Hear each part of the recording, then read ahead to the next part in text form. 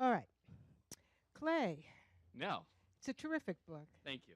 It's a terrific book on an important topic, and you know, you don't think that reading about Congress is going to keep you up at night because you don't want to put the book down. But I really found it. When I said riveting, I really meant it. Thank you. It's a good read. It's absolutely fascinating. Okay, your book emphasizes what you call the complex and contradictory cast of characters who pulled the bill toward or away from the president's desk. That's what you say. Would you please say more about that? Yeah, sure.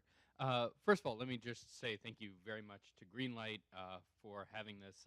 As Jared mentioned, this is literally my neighborhood bookstore. I live down the street, and we're here all the time. In fact, bring our kids to listen to the wonderful sounds of Jared some Sunday mornings.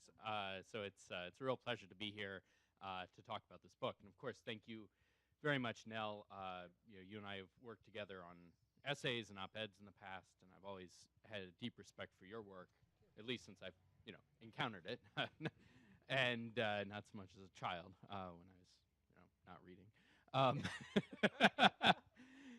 But no, I've long had a deep respect for your work, and it was a signal honor to have you read at all the book and then to recommend it so highly and to be here. So, the book, when I set out to do the book, I knew that there was a good story there, but it wasn't clear to me, especially at the very beginning, whether it was much more than, kind of the story of how a bill becomes a law. I mean, of course, there's a story behind every story, but whether there was something here that could really drive it along on a narrative level. And of course, there's a general story about how, the bill is often seen in our history as something that, was almost inevitable at the time when it did pass, and that there were certain figures and certain forces that simply guaranteed its passage. And without being a revisionist in any way, I found as I got into it that there was a lot more complexity to the story. And a lot of it did revolve around individual characters who pushed and pulled the bill in different ways, and from both sides, really. And I think ultimately made the bill better. Certainly you had the Southern Democrats opposing the bill. You also had this very nefarious organization that I talk about for a while, or it's almost comic book-like, and it's the Coordinating Committee on Fundamental American Freedoms. It was this lobbying group that was set up and was funded by a number of really far-right industrialists who gave money to a slush fund that the Mississippi government then converted into funding. Yeah, right, the Mississippi State Sovereignty Commission, which was set up to oppose civil rights legislation anywhere, nationally and in Mississippi. And so they funded this lobbying group that was really pretty well, I mean, not, it has small staff, but pretty well funded and pretty sophisticated. They ran ads around the country. They had what today would be millions of dollars in funding, and the head of it was a former president of the American Bar Association, and so really within a particular world, some pretty powerful figures. So obviously they were not successful in the end, but I think their story, yeah, right. I'll give away the ending, and the bill does pass. The bill passes, but no, I mean, what I think is interesting in the story of the bill is not, look, obviously we all know the bill passed, but it's what could have happened. Was the bill, sort of as it moves along, would it be stronger? Would it be weakened? I think for a lot of people, they don't know even a lot of the details of the bill in its final passage. And when it emerged, it was not nearly as strong as it was when it finally passed. And so you had and that was unusual for civil rights. Right, and that's something I tried to get to at the beginning. Is normally civil rights bills would be these kind of dream bills at the beginning, like in '57 and 1960, and then they'd be whittled around and traded away, and so that when they passed, they were acceptable to enough people. This bill actually started pretty strong, and then a number of figures, and these are also some of the interesting folks. Clarence Mitchell, who was really one of the great unsung heroes in civil rights history. I mean, certain people know his name, but a lot of people don't. And he was the head of the Washington Bureau for the NAACP, but he was also sort of the head lobbyist for the civil rights movement.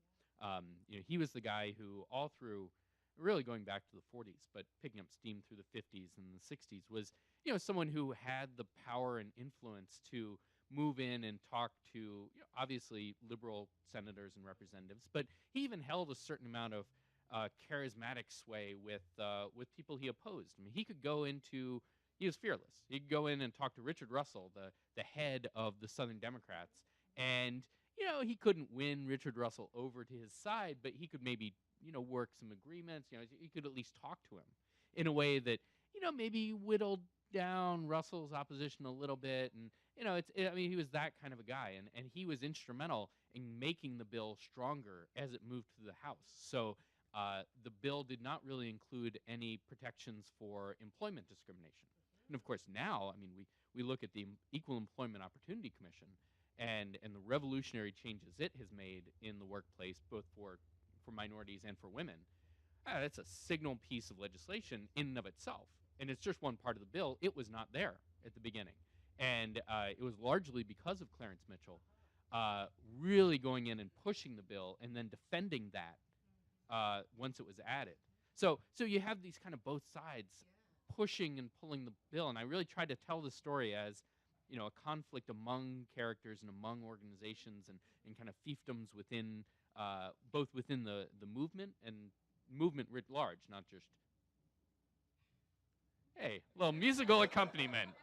There's a marching band outside. Happens all the time in Fort Greene. If you're looking for a fun place on a Wednesday night, marching bands. But yeah, to really tell the story as that interplay, because I think that really gives you a sense of not only how the bill evolved, but really how legislation works in Washington. So. Yeah. Okay, that was a question more. I feel like dancing. Yeah. That was a question more sort of political economy and so forth. Now I want to ask you a painter question. Yeah, sure. Small p painter question. Your book is not highly illustrated. Your book is not highly illustrated. Okay.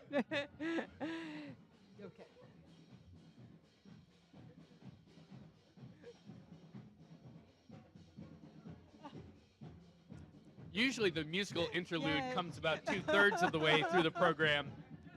Tonight it is at the very beginning, so if you need to okay.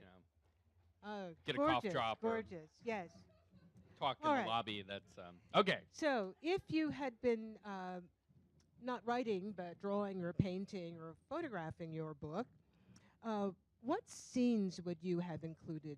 Either images that you actually came across, or images that you imagined, or things that you came across and you thought you might have imagined? Well, let me cheat that a little bit and say that there was one image that when I first read about this scene and this sort of story within the book, I really wanted this image and I imagined it in my head.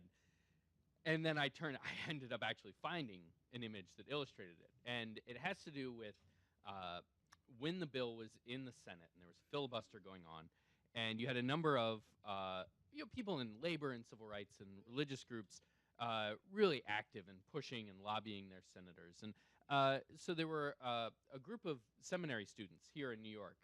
One was already a young monk, I guess he was a Franciscan, and a student at Union Theological, and then a student at Jewish Theological.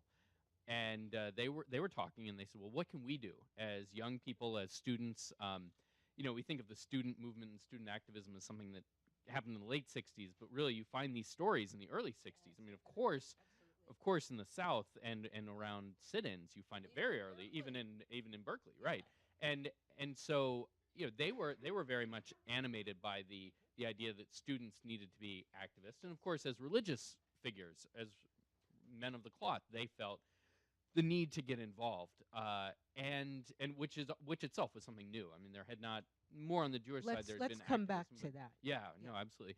And so they said, well, let's do a